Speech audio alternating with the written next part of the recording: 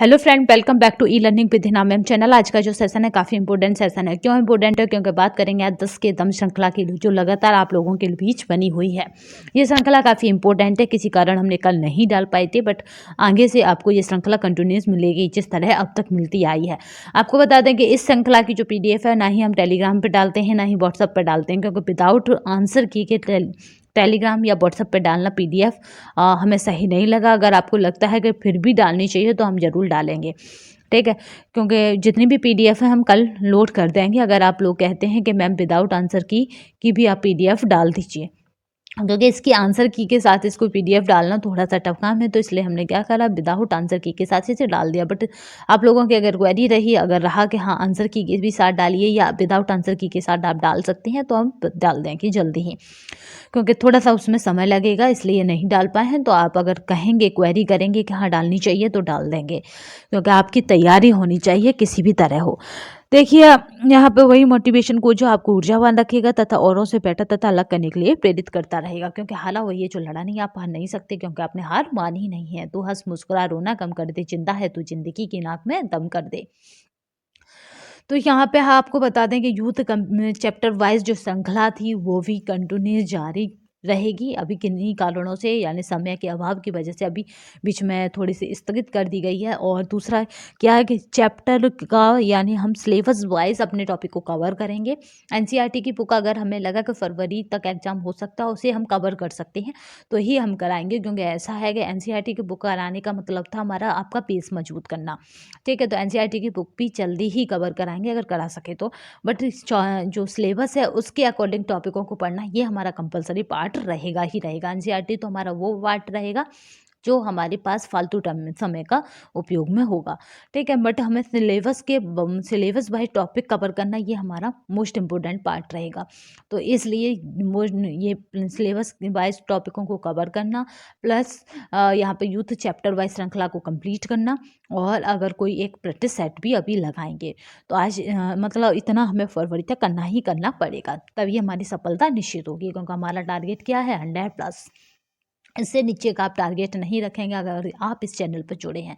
100+ में क्या होगा कि आपकी सीट निश्चित है, कोई ले नहीं सकता आपकी सीट को, और 100+ आएगा ही आएगा। क्योंकि जब आप क्या करेंगे, यूथ का चैप्टर वाइज लगा लेंगे, ठीक है।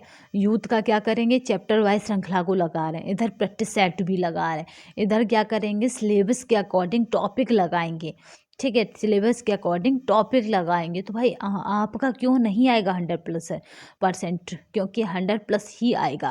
क्योंकि यूथ की चैप्टर वाइज जो श्रृंखला है उसमें सारे प्रीवियस ईयर के ऑल स्टेट के एग्जाम हैं, जितने भी होम साइंस से रिलेटेड है। और यहाँ पे प्रैक्टिस सेट आपको रिवीजन कराएगा, अच्छी प्रैक्टिस कराएगा कि जिससे आप 2 घंटे में अपना टेस्ट कर सकें 1.5 क्वेश्चनों का। और देन उसके बाद हम जो सिलेबस वाइज टॉपिक कवर करेंगे उससे हमारा क्या होगा कि हमें निश्चित रहेगा कि हमने पूरा सिलेबस कवर कर लिया है, कहीं से भी टॉपिक आ जाए, कहीं से भी क्वेश्चन आ जाए, हमसे छूटेगा नहीं। तो चलिए स्टार्ट करते हैं आज की श्रृंखला जो काफ़ी इंपॉर्टेंट है। तो अगर आप कमेंट बॉक्स में बताएंगे तो हम इस श्रृंखला की भी PDF और पॉसिबल हो सकेगा तो आंसर की के साथ, और नहीं पॉसिबल होगा तो विदाउट आंसर की के साथ अपलोड कर देंगे टेलीग्राम तथा व्हाट्सएप पर। तो आप हमें कमेंट बॉक्स में ज़रूर बताइएगा। यहाँ पे पहला क्वेश्चन कह रहा है, स्टार्च की मात्रा सबसे अधिक किसमें पाई जाती है। जिन लोगों को जिन स्टूडेंटों को ये क्वेरी है कि मैम टेलीग्राम पर हम फाइलें कैसे देखें या टेलीग्राम पर हम PDF कैसे देखें, तो जल्दी ही उसकी एक वीडियो आपको मिल जाएगी। तो उससे आपको क्या है कि पूरा टेलीग्राम चलाना आ जाएगा कि हाँ टेलीग्राम पर आपको किस तरह मैं अपने ही चैनल पर जाकर आपको बताऊंगी कि किस तरह से फाइल और वो ढूंढनी है, जिससे कि आपको कोई भी मतलब फाइल ढूंढने में प्रॉब्लम ना रहे।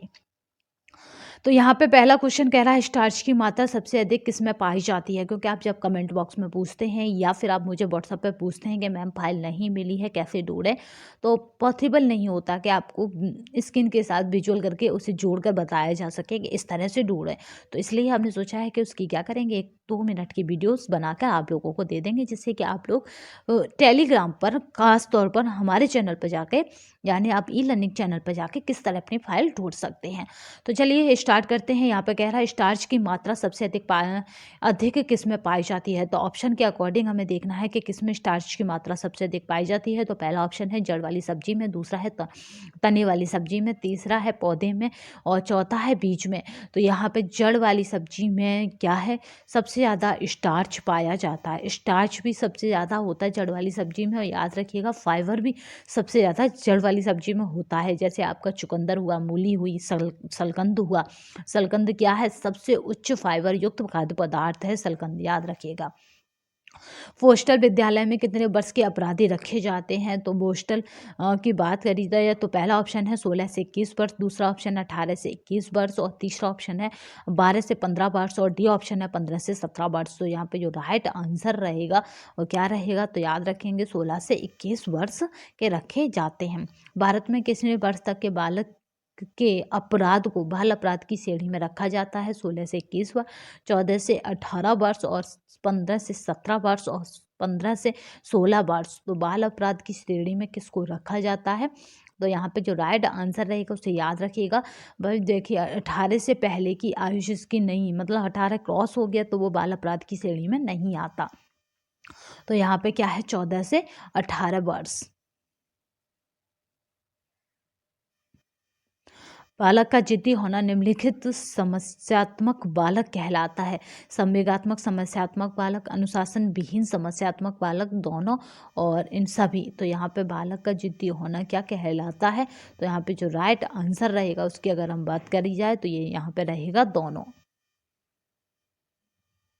विकलांग बालकों में किस प्रकार की भावना मिलती है। आत्मविश्वास, आत्महीनता, आत्मदैन और इन कोई नहीं। तो यानी विकलांग जो बालक हैं उनकी भावना कैसी होती हैं, तो ये आत्मदैन्य होती हैं, क्योंकि वो पहले से ही शारीरिक रूप से प्रताड़ित होते हैं, या कहें कि शारीरिक रूप से अक्षम होते हैं इसलिए।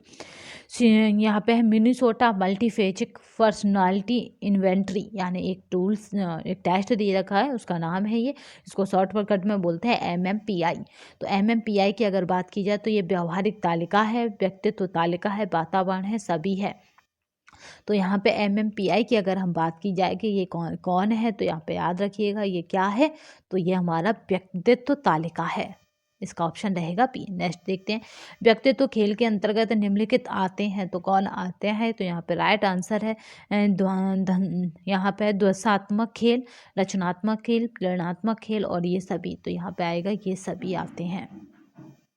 वे अपमार्जक जो जल को प्रदूषित करने का काम करते हैं। अमोनिया, साइनाइड्स आदि है, क्लोरीन है, फिटकरी है, उपयुक्त में से कोई नहीं।